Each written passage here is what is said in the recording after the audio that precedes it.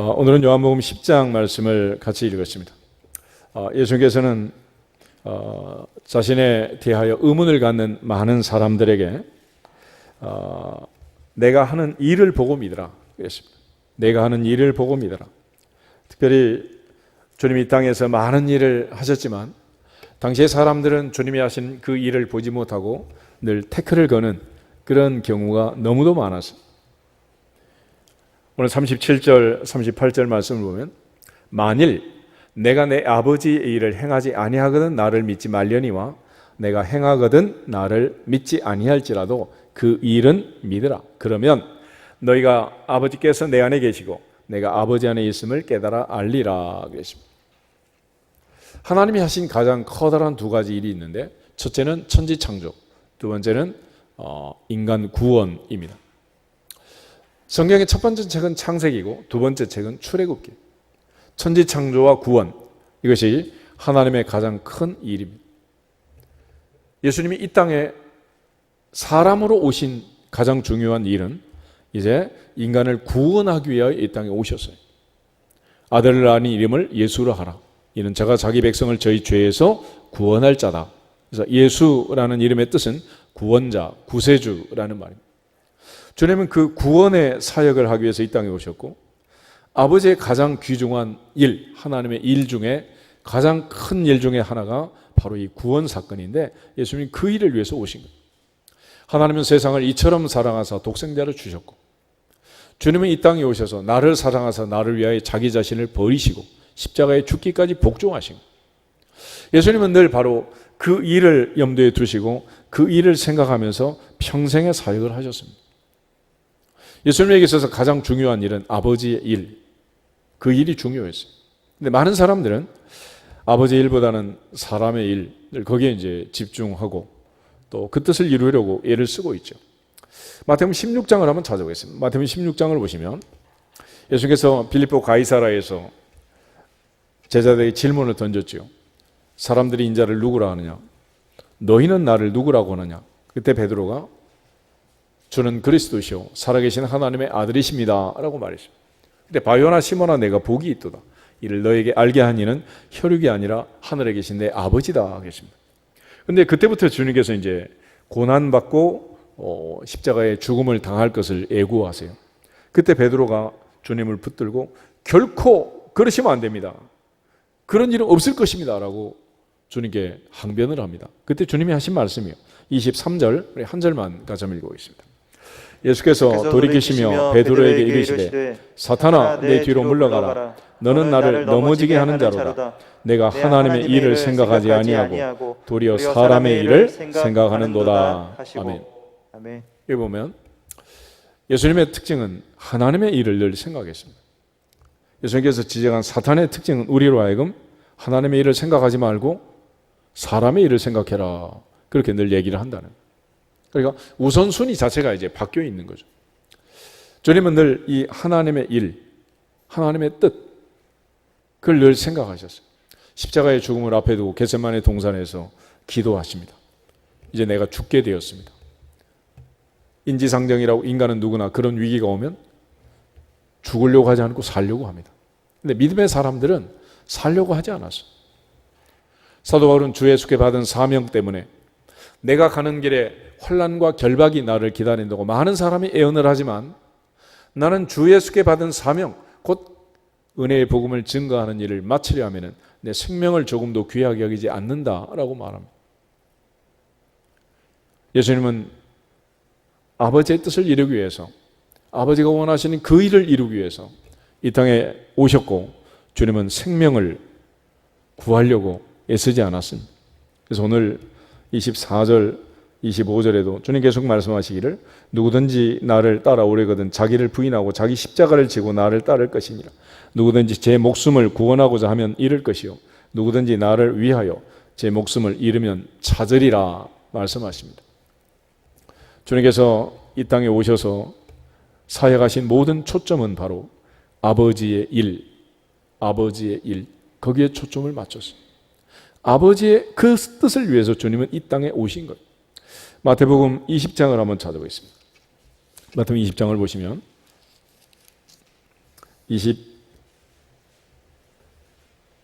28절 한 절만 다시 보겠습니다. 28절 인자가 온 것은 섬김을 받으려 함이 아니라 도리어 섬기려 하고 자기 목숨을 많은 사람의 대속물로 주려 함이니라. 아멘. 한마디로 예수님은 뭐하러 오셨다고요? 죽으러 오셨다. 죽으러 오신. 그래서 예수께서는 살려고 아등바등 하지 않았고 나를 사랑하사 나를 위하여 자기 자신을 버리기 위해서 이 땅에 오신 거예요.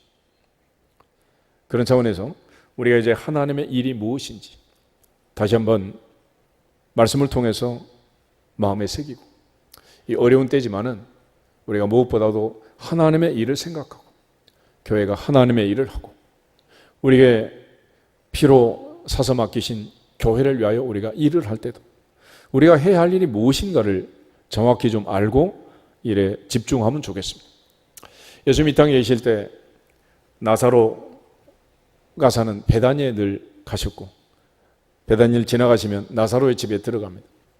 예수님 들어가시면 그의 두 여동생이 주님을 영접해요.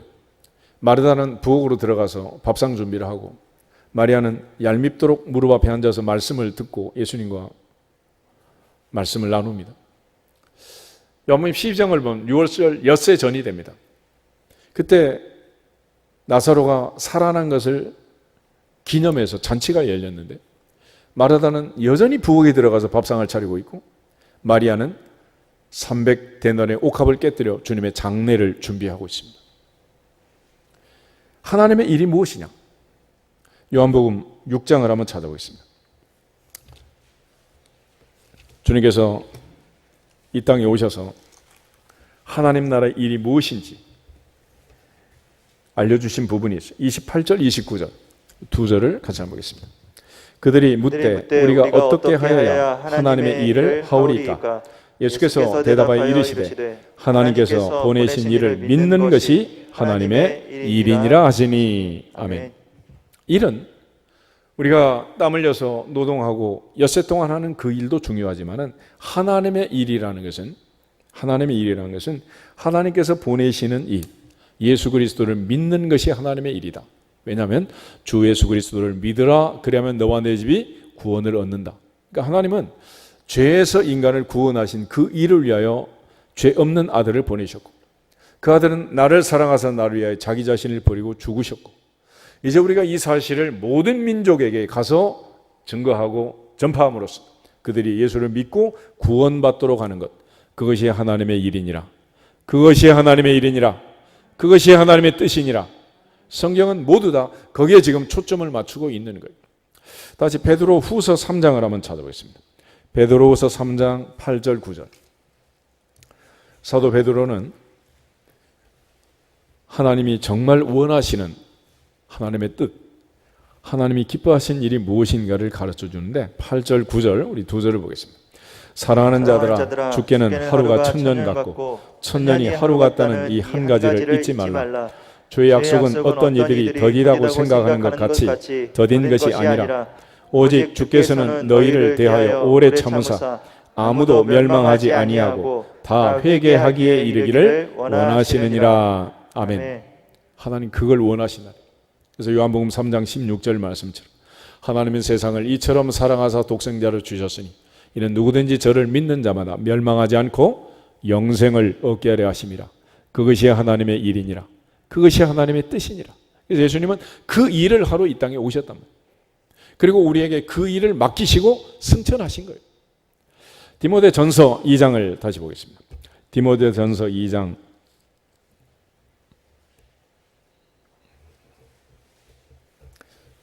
3절, 4절 두 절만 읽겠습니다. 디모데전서 2장 3절. 이것이 우리 구주 하나님 앞에 선하고 받으실 만한 것이니 하나님은 모든 사람이 구원을 받으며 진리를 아는 데 이르기를 원하시느니라. 아멘. 주님은 바로 이 아버지의 원하심, 아버지의 뜻이 있었기 때문에 십자가의 죽음 앞에서도 나의 원대로 마시고 아버지 원대로 하옵소서. 아버지 원하시는 그 일을 위하여 죽으라면 죽겠습니다 라고 십자가 앞에서 주님 기도하신 거예요. 예수께서 이제 이 공생애를 시작하면서 맨 처음 했던 일은 세례 받는 일이었습니다. 세례. 그런데 그 세례식은 굉장히 중요한 의미를 갖는데 유대인들은 특별히 이제 그 아들이 성인이 되면 성인식을 하는데 보통 13세가 되면 이제 성인식을 합니다. 아버지가 이제 시내로 아이를 데리고 나가서 많은 사람 보내는 데서 이제 선포를 하는. 앞으로 이 아들과 내가 하는 일은 마찬가지다. 내 아들이 하는 일은 내가 하는 것과 마찬가지다. 그러니까 아버지가 아들을 인정해주고 아버지의 선포로서 공포로 아들은 아버지와 동등한 그런 아버지와 모든 면에서 동업자가 되는, 아들이 하는 일은 아버지가 하는 일과 마찬가지인 그런 이제 성인식을 거행을 하는. 예수님께서 세례받는 그 장면은 바로 앞으로 이제 예수님이 하는 일과 아버지가 하는 일은 마찬가지라는 것을 이제 강조를 하는 겁니다. 우리 마태복음 3장을 한번 찾아보겠습니다. 마태복음 3장. 예수님께서 세례받고 물에서 올라오실 때 이제 일어나는 놀라운 광경이 지금 기록이 되어 있는데 16절하고 17절 우리 두 절을 같이 읽어보겠습니다. 예수께서 세례를 받으시고 곧 물에서 올라오실새 하늘이 열리고 하나님의 성령이 비둘기같이 내려 자기 위에 임하심을 보시더니 하늘로부터 소리가 있어 말씀하시되 이는 내 사랑하는 아들이요 내 기뻐하는 자라 하시니라. 아멘. 누가복음 기록을 보면 여기다 한마디 더 붙여서 너희는 저의 말을 들을지어다 그런 말씀이 더 붙여져요. 이제 공생애를 시작하면서 성부와 하나님이 하늘에서 공포를 하십니다. 성령 하나님이 예수님에게 임하셨어요. 그래서 이제 사도행전 10장 38절을 보면 하나님이 나사렛 예수에게 성령과 능력을 기름 붓듯 하셨으며 저가 두루 다니시고 선한 일을 행하시고 마귀에게 눌린 모든 자를 고치셨으니 이는 하나님이 함께 하셨습니다. 그 함께하는 증거가 성령의 임재였고 하나님이 하늘에서 들려준 음성 속에 들어있는 이는 내 사랑하는 아들이요 내 기뻐하는 자다. 그러므로 이제부터 이 아들이 하는 모든 일은 누가 하는 일이다? 내가 하는 일이다 라고 하늘에서 하나님께서 친히 선포하시고 공포하시는 겁니다. 그래서 예수님께서 이 땅에 오셔서 한 일은 하나님이 함께 하시는 일이라는, 그리고 그걸 믿지 못하겠으면 나를 믿지 말고 내가 하는 일을 보고 믿어라 라고 예수님 말씀하셨어요. 그럼에도 불구하고 많은 사람들이 이를 깨닫지 못하는 거죠. 우리 누가복음 4장을 한번 더 보겠습니다. 누가복음 4장을 보면 예수님께서 이제 세례 받으시고 다시 이제 오셔서 말씀을 선포하십니다. 그런데 14절, 15절 우리 두 절을 같이 한번 읽겠습니다. 예수께서 성령의 능력으로 갈릴리에 돌아가시니 그 소문이 사방에 퍼졌고 친히 그 여러 회당에서 가르치심에 뭇 사람에게 칭송을 받으시더라. 아멘. 예수님의 사역의 특징은 세례로부터 시작하는데 그 세례에서 나타난 두 가지 놀라운 일은 하나는 성령이 임하신 일이고 하나는 하늘에서 하나님의 음성이 들려서 이는 내 사랑하는 아들이요 내 기뻐하는 자라라는 걸 선포해 주신 거예요. 예수님께서는 바로 이 사실을 선지자 이사야의 글 이사야 61장 1절 2절 말씀을 인용해 가지고 18절 19절에서 선포했고 그 다음에 20절에 이 글이 오늘 너희 귀에 응하였다 이루어졌다라고 말합니다. 무엇이 이루어졌느냐? 주의 성령이 내게 임하셨으니 이는 가난한 자에게 복음을 전하게 하시려고 내게 기름을 부으시고 나를 보내사 포로된 자에게 자유를 눈먼 자에게 다시 보게 함을 전파하며 눌린 자를 자유롭게 하고 주의 은혜를 전파하게 하심이라. 예수님의 사역은 한마디로 성령 사역이고 능력 사역이었다. 예수님이 이 땅에 오셔서 많은 사람을 구원하고 생명으로 영생으로 인도하는 그 일을 하셨는데 그 일을 할 수 있는 힘과 능력은 하늘에서 하나님이 성령과 능력을 기름 붓듯 부어주신 결과였다. 그러면 주님은 그 성령의 능력과 기름 부심으로 무슨 일을 하셨느냐? 예수님은 3대 사역을 하신 거예요. Teaching, Preaching, Healing. 그리고 그 일을 통해서 주님께서 우리의 구원을 이루신 겁니다. 마태복음 8장을 한번 찾아보겠습니다. 마태복음 8장을 보면 예수님께서 이제 산상수훈의 말씀을 마치시고 내려오셔서 각색 병자를 고치셨습니다. 그런데 주님이 많은 사람을 고치신 그 사역 중에 티칭 프리칭과 더불어 이제 마지막 힐링 사역이 있는데 16절 17절 같이 한번 읽겠습니다. 저물매 사람들이 귀신 들린 자를 많이 데리고 예수께 오거늘 예수께서 말씀으로 귀신들을 쫓아내시고 병든 자들을 다 고치시니 이는 선지자 이사야를 통하여 하신 말씀에 우리의 연약한 것을 친히 담당하시고 병을 짊어지셨도다 함을 이루려 하심이더라. 아멘. 말씀을 가르치고 선포하는 티칭 프리칭에도 성령의 능력이 나타나서 예수님의 가르침은 권세가 있었다, 권위가 있었다, 서기관들과 달랐다, 많은 사람들이 깜짝 놀랐다라는 반응이 마태복음 7장 28절 29절에 있어요. 그런데 또 하나 그들이 흉내낼 수 없는 놀라운 일이 있었습니다. 그 중에 하나가 축사, 귀신들을 쫓아낸 것입니다. 귀신들을 쫓아낸 것. 그리고 또 하나는 모든 병든 자를 고치셨습니다. 축사와 치유를 통해서 예수님께서 힐링 사역을 하신 거예요. 그런데 이 모든 일의 동력은 어디 있느냐?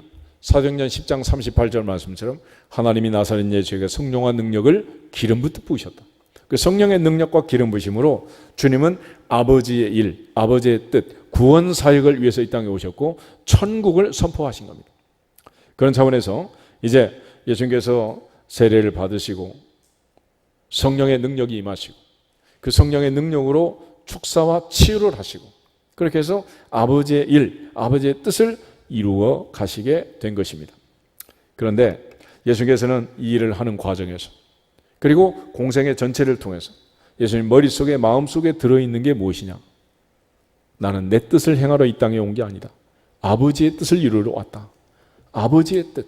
오직 그 아버지가 원하시는 그것만을 위해서 주님은 이 세상에서 오직 십자가를 바라고 달려가신 거예요. 그래서 베드로가 그런 일은 없을 것입니다 라고 말할 때 내가 하나님의 일을 생각하지 않고 사람의 일을 생각한다라고 책망을 하신 거예요. 요한복음 6장을 한번 더 보겠습니다. 요한복음 6장을 보시면 38절부터 40절 38절부터 40절 요한복음 6장 38절 같이 읽겠습니다. 내가 하늘에서 내려온 것은 내 뜻을 행하려 함이 아니요 나를 보내신 이의 뜻을 행하려 함이니라. 나를 보내신 이의 뜻은 내게 주신 자 중에 내가 하나도 잃어버리지 아니하고 마지막 날에 다시 살리는 이것이니라. 내 아버지의 뜻은 아들을 보고 믿는 자마다 영생을 얻는 이것이니 마지막 날에 내가 이를 다시 살리리라 하시니라. 아멘. 예수님은 그 일을 위해서 오신 거예요. 그리고 하나님의 성령의 능력과 하나님의 성령의 기름 부심을 오직 그것을 위해서 사용하신 것입니다. 그런 차원에서 사탄이 예수님을 시험하고 천하만국을 보여주고 성전 꼭대기에서 뛰어내리라. 돌을 명하여 떡이 되게 해라.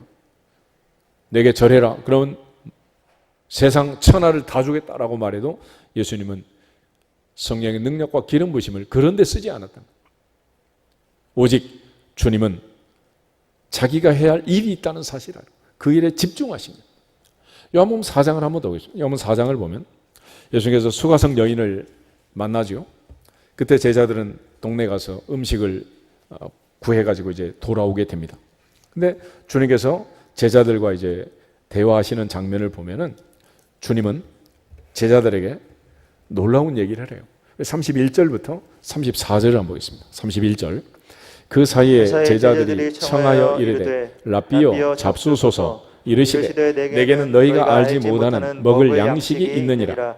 제자들이 서로 말하되 누가 잡수실 것을 갖다 드렸는가 하니 예수께서 이르시되 나의 양식은 나를 보내신 이의 뜻을 행하며 그의 일을 온전히 이루는 이것이니라. 아멘. 예수님은 하루 세끼 밥을 먹듯이 밥은 안 먹어도 좋은데 수가성 여인에게 그 시간에도 전도하시고 한 사람 한 사람 아무도 돌보지 않는 구원할 수 없는 세리와 창기와 많은 죄인들, 난치병 환자들, 귀신 들린 자들, 나병 환자들 아무도 돌보지 않는, 가족도 돌보지 않는 그들을 주님은 이렇게 돌보시고 그것이 나의 양식이다. 그것이 나의 양식이다. 하루 세 끼 먹는 일을 평생 우리는 하고 살잖아요. 밥 먹듯이 해야 할 나의 일은 오직 아버지의 뜻을, 아버지 원하시는 일을, 구원 사역을 이루는 것이다 라고 말씀하신 거예요. 그래서 주님께서 이 땅에 오셔서 하신 일은 모두가 다 아버지의 뜻, 그 뜻을 이룬 겁니다. 성경은, 구약 성경은 특별히 300번 이상 예수님이 오셔서 이 세상에서 우리를 구원할 구원 예언을 하고 있어요. 마태복음 5장을 한번 읽어보세요. 마태복음 5장에 보면 그런 차원에서 예수님께서는 구약 성경과 신약 성경을 구별하지 않고 아버지가 약속하신 구약의 말씀을 이루러 오셨고 예수님께서 이루신 일을 성경은 기록해 주는데 그 중에 17절, 18절 두 절 한번 보겠습니다. 내가 율법이나 선지자를 폐하러온 줄로 생각하지 말라. 폐하러온 것이 아니요 완전하게 하려 함이라. 진실로 너희에게 이르노니 천지가 없어지기 전에는 율법의 1.1획도 결코 없어지지 아니하고 다 이루리라. 아멘. 예수께서는 1.1획도 남김없이 다 이루기를 사모했고 아버지의 일을 성취하기 위해 인생을 사신 거예요. 이걸 가리켜 우리가 흔히 사명감이라고 합니다. 예수님의 공생에는 사명감의 삶이었고 그 사명의 중심에는 아버지의 일이 있었고 아버지의 가장 중요한 일은 창조와 구원인데 예수님이 이 땅에 성육신하시고 사람으로 오셔서 하신 가장 중요한 일은 나를 사랑하사 나를 위하여 자기 자신을 버리신 일이었다고 사도 바울이 고백하고 깨달은 것처럼 우리 모두 주님께서 우리에게 베푸신 이 놀라운 구원의 은혜를 생각하면서 감사하면서 하나님께 영광을 돌릴 수 있기를 주님의 이름으로 축복합니다. 예수님은 12살 때도 예루살렘에 가서 성전에서 서기관들, 바리새인들, 제사장들과 논쟁을 하고 있었습니다. 요셉과 마리아는 아이가 없자 사흘길을 다시 올라가서 성전에서 예수님을 만났어요. 어찌하여 이곳에 있느냐? 예수님께서 말씀하실 때 내가 내 아버지의 집에 있어야 할 줄을 알지 못하셨나이까? 그래서 어린 시절부터 예수님은 항상 아버지를 생각했고 아버지의 마음을 품고 인생을 사신 거예요. 그래서 아버지의 일, 하나님의 일은 아버지가 보내신 자를 믿는 것이 하나님의 일이라. 그래서 주님은 자기를 믿게 하려고 많은 일을 하신 거예요. 사도행전 요한복음 20장 30절 31절에 가면 사도 요한이 예수님이 하신 일을 총정리를 하잖아요. 이 책에 기록되지 않은 많은 일도 있지만 오직 이것을 기록한 것은 너희로 예수께서 하나님의 아들 그리스도심을 믿고 그 이름을 힘입어 생명을 얻게 하려는 것이니라. 그 일을 위해서 주님은 이 땅에 오셨고 그 일에 목숨을 거신 거예요. 그 일에. 그리고 마지막 운명하시면서 남기신 말씀 다 이루었도다. 테텔레스다. 다 이루었다. 다 이루었다. 아버지가 내게 하라고 맡기신 일을 다 이루었다라고 말씀을 하신 거예요. 특별히 예수님께서 이 일을 하실 때 성령의 능력과 기름 부으심이 임했고 그 능력으로 사역을 하셨지만 그러나 주님이 그 능력 사역을 하면서부터 예수님은 수없이 많은 회방을 받고 태클을 당하게 됩니다. 베드로가 오순절에 성령의 충만을 받고 잠자리가 감옥으로 바뀌는 거나 마찬가지입니다. 오늘날도 우리가 하나님 나라 일을 하고 하나님의 은혜로 기름 부음을 받고 직분을 받고 충성하게 되면 세상이 박수 쳐주나요? 태클을 거는 거예요. 그래서 우리가 이 사실을 잘 알고 영적 전쟁을 할 줄 알아야 됩니다. 만약 이걸 놓쳐버리면 우리 아무것도 하지 못하는. 그래서 위기와 기회라는 것은 동시에 온다 그러잖아요. 위기와 기회는 동시에 온다. 지금 코로나19 사태가 지금 장기화되면서 많은 사람들이 이제 일자리를 잃고 심지어 대기업들도 업종에 따라서 비행기 회사들은 매출이 급감하고 있고 반대로 언택 관련 회사들은 급증하고 있고 이러면서 보이지 않게 지금 막 판도가 바뀌고 있다. 많은 사람이 직장을 잃는가 하면은 동시에 어떤 사람들은 쉴 틈이 없이 일을 해도 모자랄 정도로 지금 한쪽으로 지금 쏠림 형사들이 생기고 있는. 그래서 흔히 놀리스크, 놀리턴 그러잖아요. 우리가 위기를 염려하고 부딪히지 않고 그걸 기회로 바꾸지 못하면 영원히 도태할 수밖에 없단 말이에요. 하나님 앞에서도 우리가 직분을 맡고 예배를 드리고 하나님을 섬길 수 있다는 것은 하나의 기회입니다. 기회. 그러나 우리가 이 기회를 어떻게 반응하느냐에 따라서 전혀 달라지게 됩니다. 태초의 살인사건은 제사를 드리다가 생깁니다. 하나님께 예배하고 제사하는 일이 얼마나 복된 일이에요.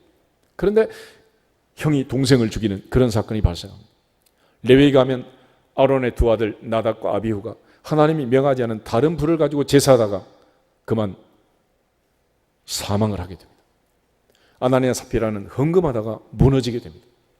그러나 대부분의 경우 하나님이 주신 은혜에 감사하면서 많이 심고 많이 거두는 어마어마한 복을 받는, 하늘의 보고를 열어 하나님이 명령해서 복을 주시는 이 복된 자리란 말이에요. 그럼에도 불구하고 사탄은 예수님께서 세운 12제자도 계속 흔들어대는 거예요. 첫 번째 베드로부터 12번 가룟 유다까지 흔들지 않는 사람이 없어요. 이 사실을 잘 알고 영적 전쟁을 잘 감당해야 되겠습니다. 그런 차원에서 예배 시간마다 우리가 위기와 기회가 동시에 오고 간다는 사실을 기억하고, 내가 기도하는 자리, 말씀을 듣는 자리, 충성하고 봉사하는 자리, 헌금할 수 있는 기회, 이것들이 전부 다 기회이면서 동시에 위기야, 위기. 사탄은 계속해서 틈을 탑니다. 우리 모두가 다 이런 어려움을 이기기 위해서 하나님이 나사렛 예수에게 성령과 능력을 기름 붓듯 부으셨던 것처럼, 그 주님이 승천하시면서 우리에게 부탁하신 것처럼 사역이 먼저가 아니라 예루살렘을 떠나지 말아라. 아버지의 약속하신 것을 기다려라. 너희는 몇 날이 못되어 성령으로 세례를 받을 것이다. 오직 성령이 너희에게 임하시면 너희가 권능을 받고 그 후에 예루살렘과 유대와 사마리아와 땅 끝까지 이르러 내 증인이 되리라. 그러니까 성령 충만하지 않고 성령의 능력과 기름 부심이 없이 예수님이 사역을 했다면 어떻게 됐겠어요? 예수님에게까지 와서 사탄이 흔들어댑니다. 우리 모두가 다 성령의 충만함으로 위기를 기회로 만들고 우리에게 주신 직분과 책임과 사명을 감당할 수 있기를 주님의 이름으로 축복합니다. 예수님께 여러 가지로 당시의 종교인들이 공격을 했어요. 그 중에 하나가 세금 문제였습니다. 세금을 낼까요 말까요? 요즘도 뭐 종교인 과세를 해가지고 뭐 공격을 하고 그러고 있지만은 2000년 전 예수님한테까지, 그래서 예수님께서 가이사의 것은 가이사에게, 하나님의 것은 하나님께 드려라, 그렇게 말씀하셨잖아요. 또 부활 얘기가 있어요. 부활. 사두개인들은 부활을 믿지 않았는데 희한한 얘기를 합니다. 형제가 7인데 당시에 관습법에 의하면은 형이 죽으면 동생이 대를 잇도록 형수와 결혼해서 후사를 만들어줘야 되는 게 법이란 말이에요. 법. 창세기 38장은 유다의 세 아들 엘과 오난과 셀라가 있잖아요. 첫째가 엘이 하나님의 징계로 죽자 오난이 관계를 하다가 설정해서 하나님께 진노로 또 죽잖아. 그래서 셀라가 어린애가 또 죽을 것 같아서 수절을 시키고 친정에 보냈다가 애가 장성했는데도 연락이 없자 양털 깎는 날, 다말은 자기 가문을 새기기 위한 역사적 사명을 가지고 유다와 관계를 해서 베레스와 세라를 낳고, 예수님은 그 베레스의 후손으로 이 땅에 이제 오게 되는 그런 이야기가 바로 이 게데겔의 풍습 속에 있단 말이에요. 그런데 지금 사두개인들은 부활을 믿지 않았기 때문에 7 형제 얘기를 하는 거예요. 요즘 어떤 분이 잘 쓰는 소설 쓰시네 하는 말처럼, 그러면 소설 같은 말도 안 되는 얘기를 가지고 예수님께 다가와가지고 공격을 하는 거예요. 마지막 때 그러면 형제 7이 한 사람과 다 결혼하고 후사가 없이 죽고 나면 그럼 이 여자는 누구 아내가 됩니까? 라고 말하는 거예요. 그때 예수님께서 너희가 하나님도 모르고 성경도 모르고 오해했다. 마지막 때에는 시집가고 장가가는 혈통적 이런 패밀리가 아니다. 그때는 우리 모두가 하나님의 보좌 앞에서 천사처럼 된, 천사처럼. 할렐루야. 그런데도 계속해서 예수님을 공격하는 거예요. 예수님의 가르침을, 또 예수님의 설교를 가지고 얼마나 많은 트집을 잡았어요. 그런데 본질은 사라지고 말꼬리만 잡아가지고 그냥 키우는, 요즘 뭐 일어나는 모든 신문 방송 이 사태들도 보면 본질은 사라지고 누가 한마디 하면 그 말꼬리를 잡아가지고 꼬리에 꼬리를 잡아가지고 이런 짓을 하고 있는 거예요. 이런 짓을. 2000년 전에도 예수님이 하신 말씀 한마디 한마디 전부 다 꼬투리를 잡았단 말이에요. 그래서 흔히 그걸 분석의 영이라고 그래요. 분석의 영. 아멘으로 받아들이지 못하고 내 머리 가지고 분석하는 거예요. 첫 번째 기적이 일어날 때 예수님의 어머니 마리아가 하인들에게 한 말이 있었잖아요. 너에게 무슨 말씀 하시든지 그대로 해라, 분석해라. 뭐하라 그랬어? 그래서 맡은 자에게 구할 것은 충성이고 순종하는 거예요. 순종이 제사보다 낫단 말이에요. 예수님께서 하신 그 많은 일들을 통해서 그들은 계속해서 끊임없는 태클을 걸었습니다. 심지어 예수님께서 병을 고쳐도 그거 가지고 트집을 잡았어요. 요한복음 5장에 보면 베데스다 연못가에 38년 된 병자를 고칩니다. 근데 그날이 안식일이었어요. 근데 왜 안식일에 그 일을 하느냐라고 트집을 또 잡는 안식일에. 그래서 이 유대인의 안식일법이 있는데 성경에 보면 재밌는 것들이 많아요. 예를 들어 사도행 1장에 안식일에 가기 알맞은 길이라는 말이 있죠. 그러면 그 길의 거리가 얼마냐? 2000규빗이야. 2000규빗. 한 규빗을 흔히 팔꿈치에서 여기까지 45.6cm라고 합니다. 그걸 계산하면 대략 한 900m 정도 되는 거예요. 그러니까 주일날 안식일에 움직일 수 있는 거리는 얼마? 900m. 더 이상 가면 안 되는 거예요. 안식일을 어기는 거예요. 근데 편법을 또 써요. 머리 좋은 사람들이 900m 가고 10분간 쉬고 또 가면 괜찮대 또. 안식일에 물건을 사고 팔면 안 되는 거야. 그런데 내가 내 손이 문 밖으로 나가서 받으면 안식일을 어긴 거고 상대가 갖다 주면 또 괜찮대. 지금도 유대인들은 이제 안식일을 준수하는데 안식일은 언제냐? 금요일 날 해가 지면서부터 토요일 날 해가 질 때까지. 저녁이 되면 아침이 되니 이는 첫째 날 그랬잖아요. 그러니까 토요일 날이 안식일인데 금요일 해가 떨어지면 그때부터 이제 카운트다운이 들어가는. 그러니까 유대인들은 지금도 이제 출근할 때 금요일 날 아침에는 뭐 하고 가야 되겠어? 불 켜고 가야 돼. 불 켜고. 저녁에 와서 스위치 만지고 큰일 나는 거야 이게. 그런 식의 사람들이야. 예수님이 하신 일을 가지고 그런 식으로 계속 이제 트집을 잡는 거죠. 심지어 예수님께서 나사로를 살렸잖아. 나사로. 좋은 일 하신 거예요? 나쁜 일 하신 거예요? 좋은 일 했어요? 나쁜 일 했어요? 근데 그것도 트집을 잡아요. 그것도. 요한복음 12장 한번 다시 찾아보세요. 요한복음 12장 9절부터 11절 보겠습니다. 요한복음 12장 9절에서 11절. 유대인의 큰 무리가 예수께서 여기 계신 줄을 알고 오니 이는 예수만 보기 위함이 아니요 죽은 자 가운데서 살리신 나사로도 보려 함이라라. 대제사장들이 나사로까지 죽이려고 모의하니 나사로 때문에 많은 유대인이 가서 예수를 믿음이라라. 아멘. 예수님은 하나님의 일을 하고 계시는데 그 일을 못하도록, 예수를 믿지 못하도록, 유대인들이 가서 더 이상 예수님을 믿지 않도록 예수도 죽이고 나사로도 죽이자, 이런 끔찍한 음모를 꾸미고 있어요. 끔찍한. 그러니까 주님이 이런 일을 하시면 박수 쳐줘도 부족할 텐데 이걸 계속해서 트집을 잡는. 여러분, 죽은 사람이 살아났다 그러면 얼마나 놀라운 일이에요. 그것까지 트집을 잡으니 할 말이 있다 없다? 무슨 이런 사람들하고 상대를 할 수가 있겠어요. 그것이 예수님의 사역의 비극이었어요. 그런데 이런 상황에서 옛날 할머니 하신 말씀이 있잖아. 구더기가 무섭다고 장을 못 하고 있느냐. 목숨이 아까워서 사역을 못 하겠냐는 거예요. 우리 모두가 다 주님이 하신 일들을 보면서 주님은 티칭, 프리칭, 힐링을 하셨고 바로 그걸 통해서 성령의 능력으로 돌보지 않는 사람들, 난치병자들, 죽어가는 사람들, 멸망으로 가는 그들에게 천국을 알려주십니다. 천국. 마태복음 4장을 한번 찾아보겠습니다. 마태복음 4장을 보면 예수께서 이제 공생애를 시작하시면서 맨 첫 번째 외치신 말씀이 있어요. 17절 보겠습니다. 17절. 이때부터 예수께서 비로소 전파하여 이르시되 회개하라 천국이 가까이 왔느니라 하시더라. 아멘. 이 말씀은 굉장히 중요한 의미를 갖습니다.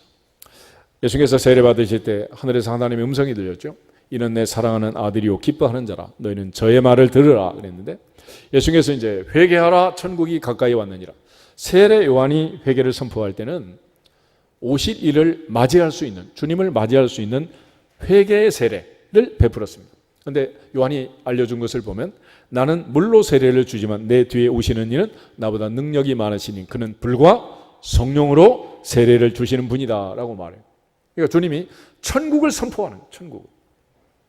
지난 주간에도 얘기했던 것처럼 주기도문의 첫 번째 자리가 바로 천국 선포입니다. 하늘에 계신 우리 아버지여 이름이 거룩히 여김을 받으시오며 나라가 임하시오며 뜻이 하늘에서 이룬 것 같이 땅에서도 이루어지이다. 할렐루야. 하나님의 나라가 임하였음을 선포하는, 하늘이 땅에 임했음을 선포한다는 거예요. 그러면 그 하늘은 뭐냐? 땅은 뭐냐? 하늘은 풍성함이 있고 땅은 굶주림이 있는 거예요. 하늘에는 모든 평화가 있지만 땅에는 갈등이 있습니다. 하늘에는 질병도 병마도 눈물도 슬픔도 없지만 땅에는 어마어마한 비극이, 빈익빈 부익부가, 끝없는 차별이 펼쳐지고 있잖아요. 그 하늘이 땅에 있음을 선포하는 거예요. 천국이 임하였음을 선포한다. 계시록 21장을 한번 더 찾아보겠습니다. 요한계시록 21장을 보면 하늘이 뭔지를 알려줘요. 예수님께서 이 땅에 임하도록 선포한 하늘, 이 땅에 임한 하늘은 21장 1절부터 4절을 보겠습니다. 21장 1절에 4절.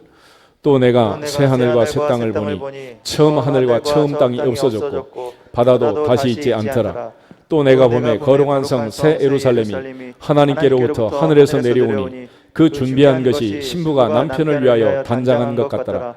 내가 들으니 보좌에서 큰 음성이 나서 이르되 보라, 하나님의 장막이 사람들과 함께 있음에 하나님이 그들과 함께 계시리니 그들은 하나님의 백성이 되고 하나님은 친히 그들과 함께 계셔서 모든 눈물을 그 눈에서 닦아주시니 다시는 사망이 없고 애통하는 것이나 복하는 것이나 아픈 것이 다시 있지 아니하리니 처음 것들이 다 지나갔음이러라. 아멘.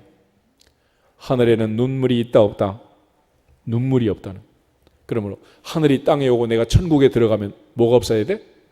눈물은 없는 것. 애통하는 것, 곡하는 것도 없다. 하나님의 나라가 지금 이 시간 우리에게 임하고 예배하는 여러분의 처소, 가정에 임하고 우리 모두가 천국이 임했음을 선포하면 이 땅의 어둠이 근심, 걱정, 염려가 틈탈 수 있다 없다? 없는 거예요. 그래서 내가 반석 위에 교회를 세우리니 음부의 권세가 이기지 못한다. 세상이 하늘을 이길 수가 없는 거예요. 어둠이 빛을 이길 수가 없는 것입니다. 그래서 우리가 하나님의 나라를 선포하고 그리고 그 안에서 하나님의 자녀의 권세로 예수 그리스도의 이름으로 선포하라는 선포. 그런 차원에서 오순절에 성령의 충만이 임하고 베드로는 은과 금은 내게 없거니와 내게 있는 것으로 내게 주노니 곧 나사렛 예수 그리스도의 이름으로 일어나 걸으라 라고 선포할 수가 있게 됩니다. 이 담대함은 어디서 오는 거냐?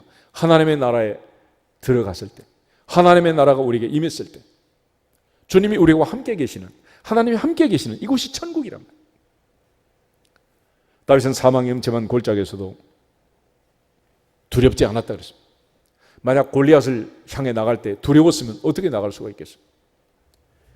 예수님께서는 하늘이 임했음을 선포하고 그의 사역을 시작한 거예요. 그렇기 때문에 예수님의 사역에는 놀라운 능력들이 나타나게 된 것입니다. 마태복음 4장 다시 보시면 예수님께서 회개하라 천국이 가까워 왔느니라 선포하시고 그 다음에 이제 23절, 24절, 25절 우리 세 절을 같이 한번 읽고 있습니다. 예수께서 온 갈릴리에 두루 다니사 그들의 회당에서 가르치시며 천국 복음을 전파하시며 백성 중에 모든 병과 모든 약한 것을 고치시니 그의 소문이 온 수리아에 퍼진지라. 사람들이 모든 앓는 자, 곧 각종 병에 걸려서 고통당하는 자, 귀신 들린 자, 간질하는 자, 중풍병자들을 데려오니 그들을 고치시더라. 갈릴리와 데가볼리와 예루살렘과 유대와 요단강 건너편에서 수많은 무리가 따르니라. 아멘. 하늘이 임했음을 선포하고 천국이 임했음을 선포하고 그리고 예수님께서는 그 천국에서 하나님의 성령의 능력과 기름 부심으로 귀신을 쫓아내고 각색병자를 고치시는 축사와 치유와 축사로 아버지의 일을 이루시게 된 거예요. 그래서 예수님께서는 우리에게 오직 성령으로 충만함을 받으라 말하고 그것이 먼저라고 얘기를 하는 거예요. 우리 모두가 다 주님처럼 성령의 충만함으로 사역을 감당할 수 있기를 주 이름으로 축복합니다. 그러려면 천국을 선포하고 예수님의 이름을 선포하고 천국이 임했음을 선포하고 그 안에서 예수 그리스도의 이름으로 선포하면 되는데 우리는 그걸 못하고 있는 거예요. 그래서 그 지점을 통과하는 게 바로 오순절이에요. 오순절에 베드로가 그 부분을 드디어 통과하고 계집종 앞에서도 두려워하던 그 베드로가 대제사장 앞에서도 담대하게 예수 그리스도의 이름을 선포하는 우리는 보고 들은 것을 말하지 않을 수 없다고 말하고 초대교회는 매일같이 예수님의 이름으로 가르치고 전도하기를 쉬지 않았다라고 말씀하고 있는 것입니다. 우리 모두가 다 하나님 앞에서 이 사실을 기억해야 되는데, 오늘 이제 이 사역을 하기 위해서 우리가 특별히 기억할 것은 아버지의 마음을 진짜로 깨닫는 것입니다. 아버지가 진짜 원하는 게 뭔지. 우리가 탕자의 비유로 보면 이런 게 있죠. 탕자가 돌아오니까 아버지는 어떤 마음이요? 죽은 아들을 다시 얻은 그런 마음이란 말이에요. 형은 어떤 마음이야? 아니, 너 왜 왔어? 네가 왜 거기서 나와? 네가 왜 거기서 나와?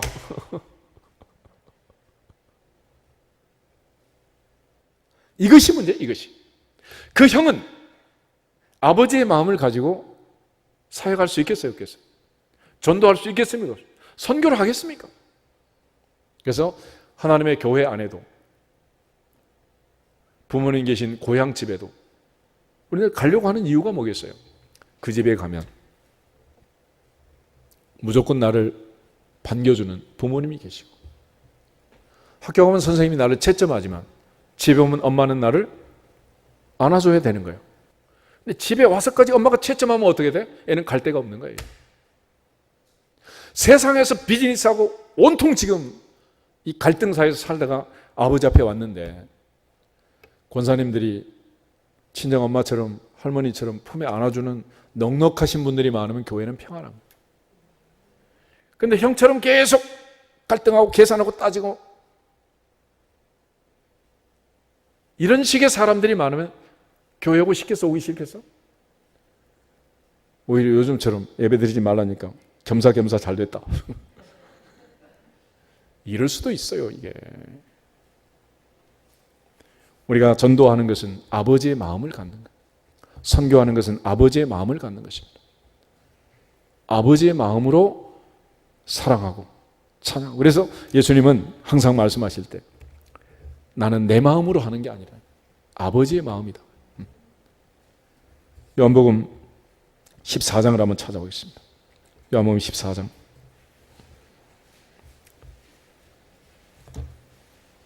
10절부터 12절. 요한복음 14장 10절에서 12절. 내가 아버지 안에 거하고 아버지는 내 안에 계신 것을 내가 믿지 아니하느냐. 내가 너희에게 이런 말은 스스로 하는 것이 아니라 아버지께서 내 안에 계셔서 그의 일을 하시는 것이라.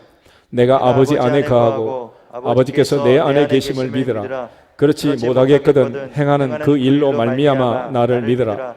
내가 진실로 진실로 너희에게 이르노니 나를 믿는 자는 내가 하는 일을 그도 할 것이요 또한 그보다 큰 일도 하리니 이는 내가 아버지께로 감이라. 아멘. 한마디로 예수님은 내가 내 마음대로 하는 게 아니라 내 안에 계신 아버지의 뜻대로, 아버지의 원대로 나는 이 사역을 한다. 2000년 전에 예수님이 이 말씀을 하셨는데 많은 사람들이 아직도 이해를 잘 못해요. 그래서 한마디로 드라마 작가들이 써먹는 것처럼 내 안에 너 있다고 했어요. 아무 느낌이 없지. 아무 일도 못하는 거지. 주님이 그렇게 우리를 사랑하신다는, 아버지가 그렇게 우리를 사랑한다.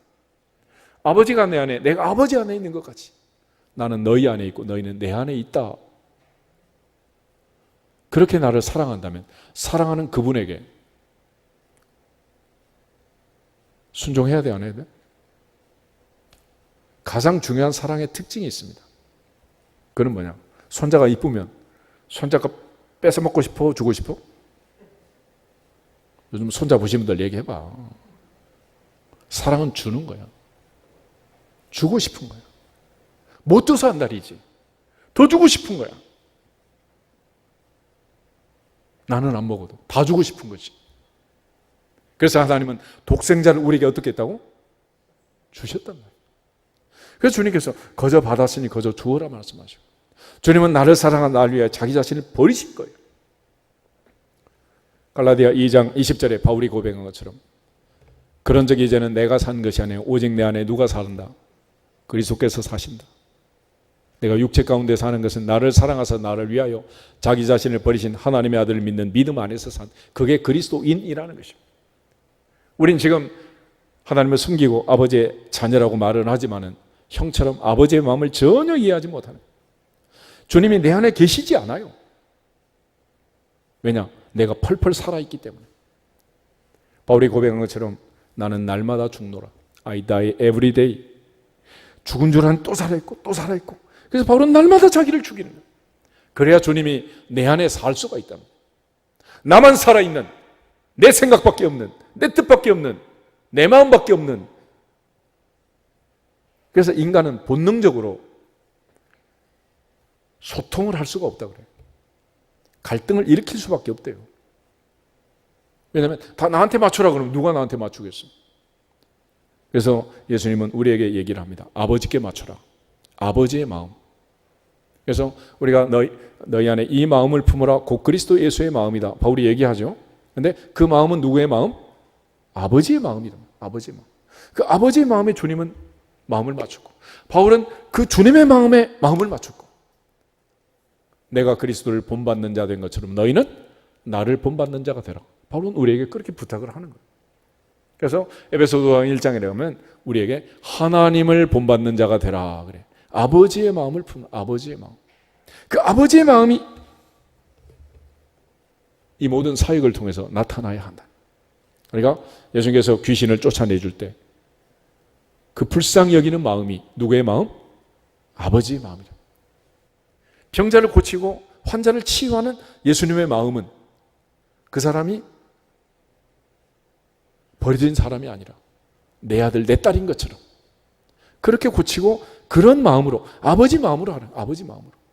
그럴 때 하나님의 놀라운 역사가 나타나게 된 것입니다. 만약 우리도 아버지의 마음을 헤아리지 못한다면 바리새인처럼 실수할 수밖에 없고, 우리가 흔히 집안의 탕자, 집 밖의 탕자를 얘기하잖아요. 집안에 있는 탕자처럼 아버지의 마음을 헤아리지 못한다면 우리는 아무것도 아니라. 계시록 3장 20절에 내가 문 밖에 서서 두드리노니 누구든지 내 음성을 듣고 문을 열면 나는 그에게로 들어가 그로 더불어 먹고 그는 나로 더불어 먹으리라 그러잖아요. 주님은 계속해서 우리에게 들어오기를 원하시고 성령의 은혜를 베풀기를 원하시고, 하나님은 나사렛 예수의 성령과 능력을 기름부터 부으셨던 것처럼 우리에게 성령의 능력과 기름 부심을 주려고 애를 쓰지만은 우리가 지금 차일피일 미루기 때문에 아무 일도 못하고 있는. 예수님께서는 오순절 성령 충만으로 12제자를 다시 변화시켰고 초대교회를 이루셨고, 그 초대교회 부흥선상에 오늘날의 교회가 서 있다고요. 여러분, 교회는 우리가 흔히 초대교회로 돌아가자 그런 얘기를 많이 하잖아요. 그게 무슨 얘기겠습니까? 결국 성령 충만해야, 성령 충만해요. 예수님께서 치유와 축사로 아버지의 일을 이루신 것처럼 우리도 같은 일을 할 수가 있다. 그런 차원에서 이제 우리가 마음을 열고 주님을 영접하고 주님이 우리에게 맡기신 지상명령, 땅끝까지 모든 족속을 제자로 삼는 그 일을 하기 위해서는 아버지의 마음을 가져야 한다. 성령의 충만함을 입어야 합니다. 그렇게 하기 위해서 필수적인 게 있어요. 6단계가 있는데 첫째는 뭐냐? 기도예요. 기도 외에 다른 것으로는 이런 유가 나갈 수 없다. 그러므로 사도행전이 시작될 때 예수님 승천하시고 나서 열흘 동안 오로지 기도에 힘쓰니라. 오로지 기도에 힘쓰니라. 우리가 기도 외에 다른 것으로는 문을 열 수가 없는 거예요. 예수님 교회를 세우시고 그래서 약속하시고 베드로에게 천국 열쇠를 주잖아요. 땅에서 매면 하늘에서 매고 땅에서 풀면 하늘 풀린다 그랬어요. 두 번째는 뭐냐? 성경을 읽는 것입니다. 말씀을 읽는 거예요. 이런 말씀을 읽는 거를 간단하게 생각하시면 안 됩니다. 우리가 아니 서당계 3년이면 뭐 한다고? 풍어를 한다 그러죠. 요즘 보니까 무슨 뭐 트롯이 하도 유명하다 그래요. 뭐 방송을 한번 봤더니 어떤 여자애가 나와서 아주 트롯을 하는데 그 아버지가 훈장이라며? 서당계 10년을 했으니 뭐 얼마나 기고 날겠어. 그런데 성경이 이미 우리에게 말씀을 해요. 시편 119편 99절 100절 한번 보세요. 단위가 높아서 좀 그렇긴 한데 외우기는 쉬워. 시편 119편 99절 100절 두 절 한번 보겠습니다. 시편 119편 99절 100절. 내가 주의 증거들을 늘 읊조림으로 나의 명철함이 나의 모든 스승보다 나으며 주의 법도들을 지킴으로 나의 명철함이 노인보다 나으니이다. 아멘. 내가 주의 증거들을 늘 읊조림으로 나의 명철함이 모든 스승보다 낫고 노인보다 낫다 그랬습니다. 무슨 얘기였어요? 대한민국에 기고 나는 모든 선생님을 다 모아놓은 것보다도 성경을 늘 읽는 그 사람이 명철하다. 인생을 오래 산 연장자들, 옛날에는 연장자를 찾아가서 노인들에게 물어보잖아. 마을의 대소사도. 요즘은 네이버한테 구글한테 물어보는 세상이 됐지만 그 옛날에는 전부 연장자. 그들보다도 인생을 오래 산 사람보다도 더 명철하게 되는 길이 뭐냐? 읽는 거예요. 옛날에 공부는 다른 게 아니에요. 서당에 가면 뭐 하는 거예요? 하늘 천 따지 거무련 누루항. 그거 하는 거 아니에요. 성경을 공부하는 최고의 방법은 뭐냐? 읽는 거야. 그냥 읽어. 요즘 뭐 MP3가 전부 뭐 꽂기만 하면 다 들려주잖아. 근데 그것도 안 듣고 지금 다른 거 듣느라고 정신이 없는 거죠. 그래서 첫째는 기도하고, 두 번째는 말씀을 읽을 때, 요한계시록 1장에 보면 이 예언의 말씀을 읽는 자와 듣는 자와 그 가운데 기록한 것을 지키는 자들이 뭐가 있다? 복이 있다 그랬죠. 복이 있다. 다시 한번 인사하겠습니다. 복 있는 사람이 됩시다. 이 단계를 뛰어넘는 단계가 있어요. 그게 이제 성경을 연구하는 단계인데, 에스라 7장 10절 한번 찾아보겠습니다. 구약 성경 에스라, 역대하 다음에 에스라가 있어요. 바벨론 포로에서 학사 에스라가 돌아오게 됩니다. 그 에스라가 바벨론 포로 70년의 모든 아픔을 치유하고 말씀으로 이제 이스라엘 백성들을 부흥시키고, 총독 스룹바벨과 대제사장 여호수아가 세운 하드웨어 성전에서 새로운 이제 종교 개혁을 일으키게 되는데, 10절 보겠습니다. 에스라가 여호와의 율법을 연구하여 준행하며 율례와 규례를 이스라엘에게 가르치기로 결심하였었더라. 아멘.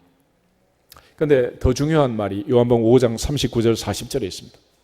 너희가 성경에서 영생을 얻는 줄 생각하고 이 성경을 연구하거니와 이 성경은 곧 내게 대하여 증언하는 것이다. 그러니까 성경을 연구하면 결론은 누구라는 거예요? 예수님이라는 거예요. 예수님. 그런데 40절이 있어요. 그러나 너희가 내게 오기를 원하지 아니하는도다. 그런 말이 있습니다. 예를 들어서 우리가 아침 먹는 사과 좋다. 아침 사과는 금사과. 나는 지식이 내 머리에 빵빵하게 들어있어요. 그런데 정말로 중요한 거는, 그렇다면 아침마다 뭐를 해야 된다는 거예요? 사과를 먹어야지. 먹지를 않아. 지식만 들어있는 거야. 성경 연구를 해가지고 머리는 빵빵한데 예수님께 가지를 않는 거예요. 그게 2000년 전의 상황이었습니다. 오늘도 마찬가지. 이제는 오직 예수, 믿음의 주요 온전케 하신 예수를 바라보자. 예수를 바라보자. 성경 연구의 목적은 주님께 나가기 위해서, 주님을 믿기 위해서, 영생을 얻기 위해서 하는 일이란 말이에요. 그리고 네 번째는 이제 사도행전에 일어난 일들인데, 그는 안수를 통해서 놀라운 역사들이 나타납니다. 사도행전 8장에 보면 빌립이 사마리아 성에서 복음을 전할 때 병자가 낫고 온갖 귀신이 쫓겨나는 놀라운 일이 있습니다. 그때 이제 베드로와 요한이 가서 보니까 아무에게도 성령이 내리지 않았어요. 그때 안수할 때 그들에게 성령이 임했다 그랬습니다. 사도행전 9장을 보면 아나니아 선지자가 사울이 3일 동안 식음을 전폐하고 회개하고 있을 때 와서 형제 사울아 그러면서 안수기도 할 때 눈에 비늘이 벗겨지고 건강이 회복됐다라는 기록이 있어요. 사도행전 19장에 보면 에베소에서 12제자를 만났을 때 바울이 너희가 세례 받았느냐? 믿을 때 성령 받았느냐? 그러니까 요한의 세례밖에 받지 않았다. 그래서 요한이 말씀하신 그분이 바로 예수님이다라고 예수님을 전도하고 그들이 세례를 받습니다. 그때 바울이 안수할 때 그들에게 방언이 임하고 성령의 능력이 나타났다라는 기록이 있습니다. 우리가 이제 뭐 안수하는 거 아무나 붙들고 뭐 안수할 수 있는 그건 아니지만은 특별히 여러분들이 해야 할 일이 있어요. 그는 집에 가서 아들, 딸 붙들고 기도를 하셔야 돼요. 너무 커서 안 되겠으면 이제 손자, 손녀 붙들고 기도를 하시는 거예요. 아멘? 늘 그렇게 키우셔야 돼요. 그렇게. 그럴 때 하나님의 은혜가 임하는 거예요. 하나님의 은혜가. 그러나 요즘 코로나 시대가 가르쳐준 또 하나의 중요한 원리가 있어요. 할머니 손이 더러우면 손자 머리에 손 얹으면 된다 안 된다? 된다 안 된다? 된다 안 된다? 손 씻고 해야 되는 것처럼 먼저 내가 하나님의 은혜를 충만히 받고 하나님께 먼저 회개하고 깨끗한 그릇 복에 거는 복의 통로가 되어서 흘려보내도록. 할렐루야. 그 과정을 거치셔야 돼요. 그리고 이제 다섯 번째는 우리가 흔히 말하는 영적 멘토와 늘 같은 교제를 해야 돼요. 누구를 친하고 누구하고 노느냐에 따라서 인생이 달라지는 거예요. 참 놀라운 일이죠. 그래서 모세와 40년 동안 있었던 여호수아는 모세 같은 일을 합니다. 다윗이 골리앗을 이겼잖아요. 그 어마어마한 괴력의 사나이들이 다윗 밑에 30용사라는 게 있어요. 그들이 따라붙어요. 바울을 따라다니는 늘 디모데가 바울의 후계자고, 예수님과 같이 다녔던 제자들이 사도행전의 사도들이 되는 거예요. 내가 누구를 같이 따라다니고 같이 식사하고 같이 좋아하고 같이 대화하느냐에 따라서 인생이 달라진단 말이에요. 영적 교제를 잘 하셔야 돼요. 그리고 마지막은 하나님께 순종하는 것. 순종이 제사보다 낫다.